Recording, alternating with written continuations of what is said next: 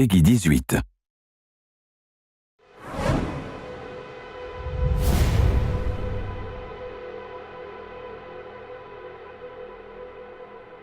everyone, my name is James. I'm a producer with Gearbox Software.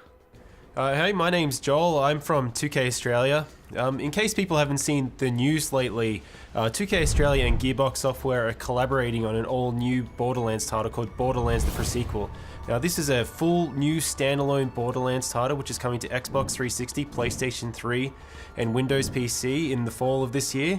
And we're here to give a run-through of the demo that we prepared for PAX East earlier this year. So why don't we get stuck into it? Yeah, alright, so right now we're looking at Athena, who is one of the new playable characters. She's a sort of a famous NPC from Borderlands 1 DLC, the General Knox DLC.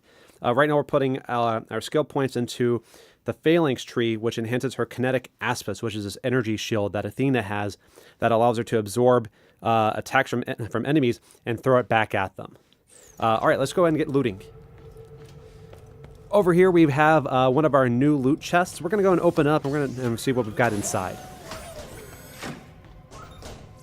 Alright, looks like we have one of our new cryo guns. Cryo is a new ice elemental that we've introduced in the pre-sequel. Fires ice bullets that allow you to freeze enemies and shatter them. We also have the laser gun, which is a new gun type. So it has different kind of laser attacks. Each manufacturer has their own kind. Right now we're looking at the Maliwan laser gun, and we might run into a couple of different types later on that we can show off. This is the Oz kit. This is an O2 kit. You need O2 because you're on the moon surface of Pandora's moon surface, which is Elpis. And Elpis is just like Earth's moon in the sense that there's a very thin atmosphere, very low gravity, so you need oxygen, but there's not really much on the surface. Looking at our other playable character, Wilhelm, you might have seen that there's a sort of a shimmering bubble over his head. That's his oxygen bubble. That allows him to breathe on the surface. The entire time that you're out there, you're losing oxygen, but don't worry. We've got plenty of stuff in place to make sure that you always have opportunities to get more O2. Case in point, we've just found one of the air geysers. You run on top of one of these things and it's going to fill up your oxygen. This is really important, not just because you need oxygen to breathe and live, but because we have some new features that we've added that use oxygen. Joel, why don't you tell us some about that? Yeah, so when we were bringing in this oxygen system, we didn't want to bring in something that was annoying to players and the resource to manage. We wanted to bring in something that could give them cool new abilities. So you can see we're on the moon, you can already do low gravity jumps, but if we jump and then press jump again, you'll actually vent some oxygen and you'll do a boost. It'll allow you to go a little bit higher. You can also kind of push yourself forward. So why don't we do a jump and then boost forward? And one of the other cool things you can do, it's kind of my favorite thing to do in the game at the moment. It's technically called a slam, but I like to call it a butt stomp. If you jump up in the air, press jump again to boost, and then press crouch, you actually slam down to the ground and do an area of effect attack.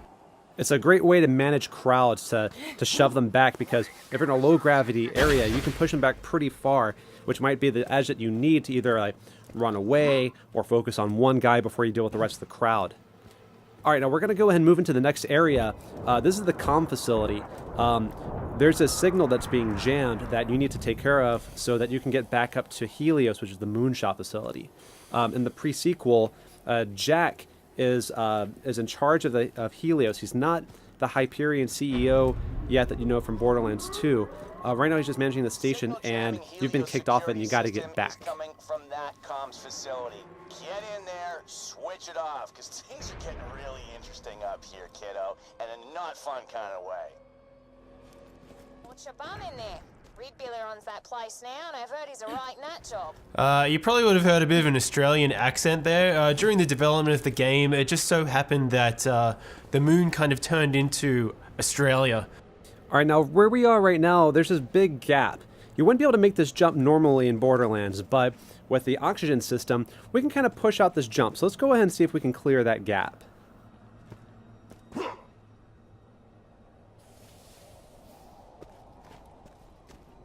Alright, Athena, you're up.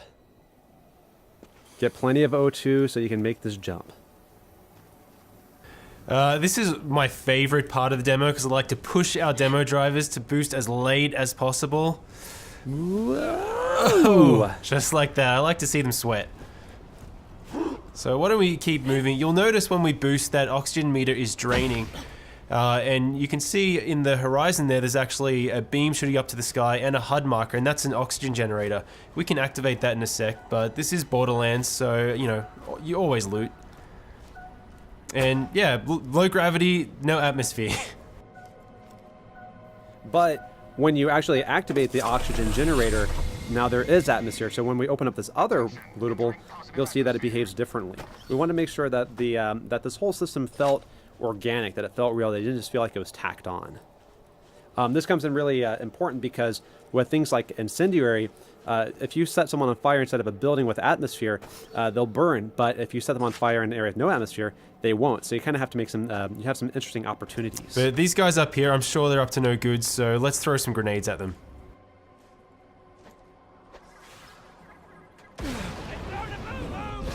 Whoa. So in low gravity, you get blown up by a grenade, you go flying into orbit. Very awesome.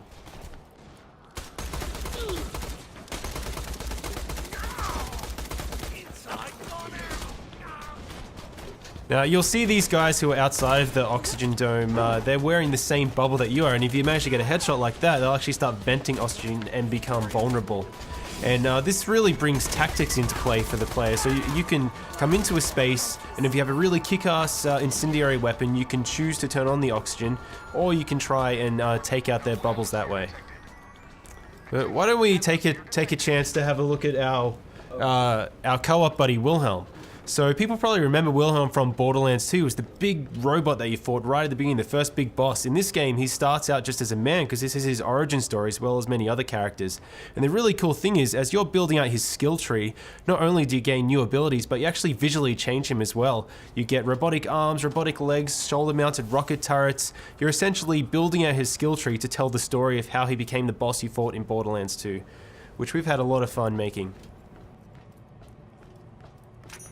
But I think it's probably time to show off our first new action skill for Borderlands the Prequel. What do you think, James? Yeah, it sounds like a good idea. We're coming up on the barrier here for the comp facility. This is being run by the scavs, which are the scavengers. They're essentially moon bandits. They're not going to let us in without a fight. They're even bringing out some heavy hitters, some turrets, but luckily we've got our Aspis to help us with that.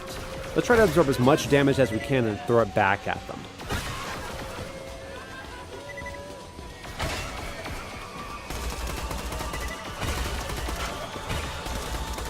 So you can see that the shield is slowly spinning up. As it takes more and more damage, it's going to spin faster and faster. You can kind of see it all around the outer edge, which means that we're just about ready to throw that back. Awesome. Let's go ahead and take care of this other laser and then get inside. Now, because we never get tired of blowing people off the side of the moon, let's throw some more grenades. We like to do these demos live, but because this is a co-op game, we can always rely on our buddies. That's right. Always better to play with friends. All right, now let's go ahead and show off the cryo gun. We showed a little bit of it earlier, but didn't really get to see it in action. Let's go ahead and free some enemies. So we've actually built this procedural system so you can freeze any enemy like that, and once you get their health down to a certain threshold, you can shatter them. It's not an instant win button because you do need to get their health down low, but when you manage to do it, it's really satisfying, and it's different every single time.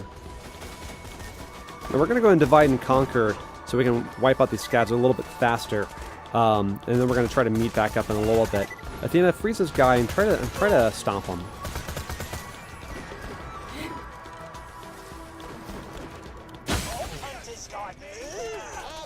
Athena had a good tactic there. If you manage to get really high, your butt stomp will actually do more damage. So if you freeze someone, you can butt stomp down and shatter them from above. Now, you can do more than just freezing them while they're on the ground. We've got some jet fighter, some sort of jetpack enemies. Let's try to freeze them while they're in the air.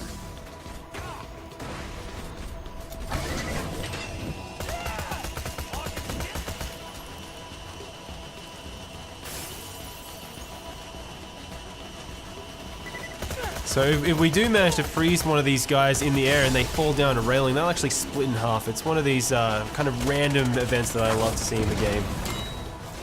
This is also a new enemy, the Badass Outlaw. Now, this guy's pretty big, and because of the low gravity, if he charges into you, he can actually knock you pretty far.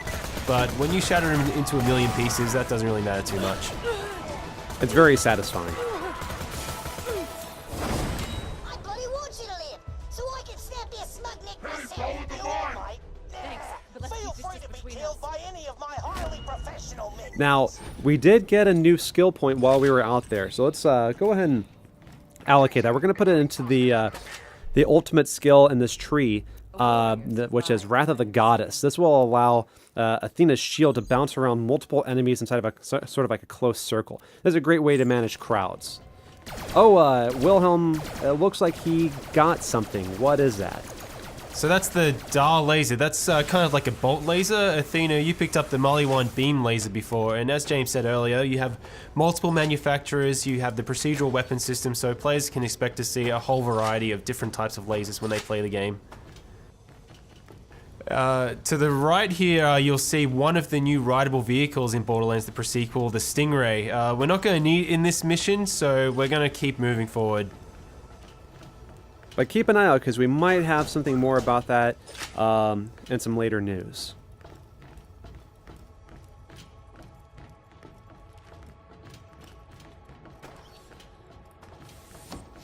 Alright, looks like we found another loot chest. Let's pop this open and see what we have.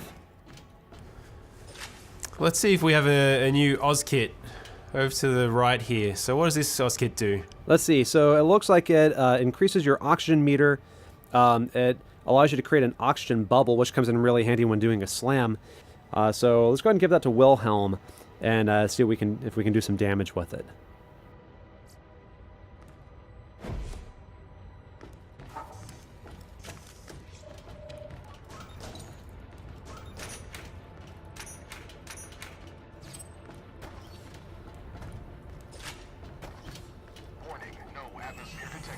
So the Eye of Helios is charging up now, and it's actually firing into the surface of the moon, which is probably not such a good thing when you see bits of the ground kind of floating above you like that. Probably a good reason for us to get back up to that space station as soon as possible. Alright, so we've got a group of enemies coming up, and so we're going to use our buddy Wilhelm to help us charge up our shield so we can get it going. Because you can use friendly fire to charge up Athena's shield.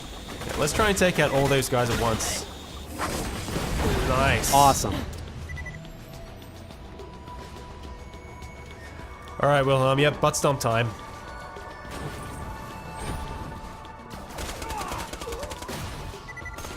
And you see that bubble, you can run inside that to recharge your oxygen. As we mentioned earlier, you can also use the oxygen to set enemies on fire when you're out in this sort of area. So maybe we get a chance to use that, maybe we don't. Yeah, it is a really good combo if you get that oxygen bubble with the fire to burn enemies, but I really love getting the cryo one as well, so if you jump down from high enough, butt stomp and shatter and freeze a guy all in one go.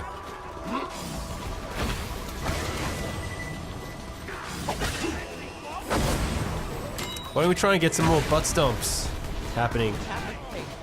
I never get tired of it.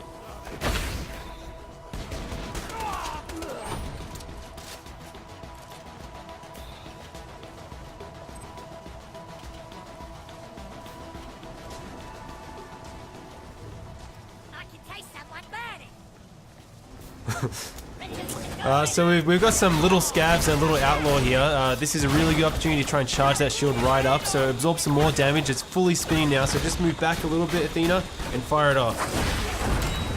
Oh, awesome. Nice. Now there's a lot more resistance in this area than we planned. We might need a little more help on this one. Who could help us out possibly?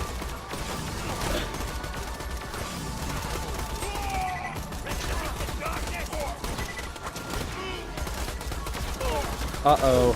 Alright, we really need some help now. We need some help. And we have playable Claptrap. For the first time ever in a Borderlands game, you get to play as Claptrap. And he's going to help us out a little bit in this fight. Thanks, buddy. Alright, let's wipe these guys out. And the other playable character in Borderlands the sequel is Nisha the Lawbringer, who fans of the franchise will also remember. We'll be talking about her at a later date. Beautiful, frozen, badass outlaw.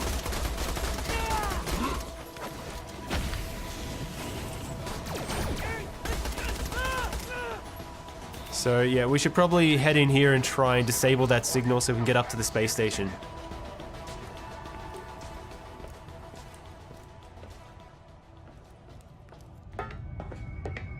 Yes, finally, a proper bloody fight.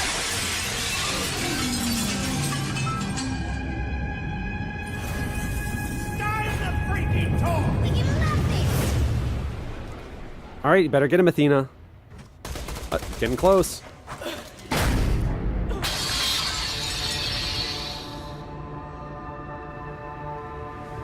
Did we mention low gravity already?